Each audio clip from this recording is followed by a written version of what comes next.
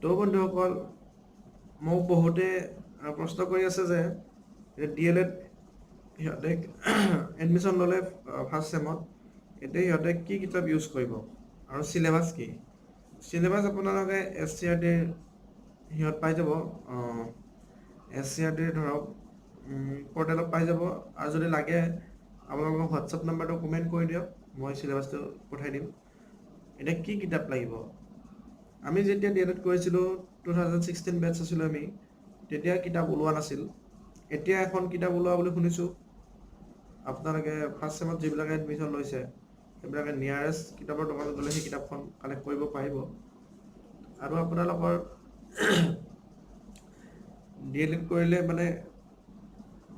চিলেবাছটোৰ লগত কি কিতাপৰ লিংক আছে মই কৈ দিছোঁ যিবিলাক কে DLED কৰিছে এই কিতাপখন চাওক মই এইখন চাওক কে যিবিলাকে DLED কৰিছে সেইবিলাকৰ কিতাপ আপোনালোকে ইউজ কৰিব পাৰিব যিবিলাকে কে DLED কৰি আছে সেই তাৰ কিতাপ আনি আপোনালোকে ইউজ কৰিব পাৰিব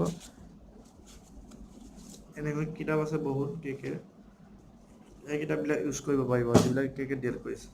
টিচাৰবিলাকে যিবিলাক কৰি আছে তাৰ কিতাপ আনি ইউজ কৰিব পাৰিব লগতে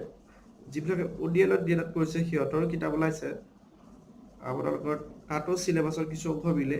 তাৰ পৰা আপোনালোকে চাব পাৰে আৰু এখন আপোনালোকৰ কিতাপ ওলোৱা বুলি শুনিছোঁ হয়তো মই এদিন দেখিছোঁ মই আপোনালোকে সেইখনো পাব এই দোকানত আৰু কিবা জানিবলগীয়া থাকিলে কমেণ্ট কৰি জনাব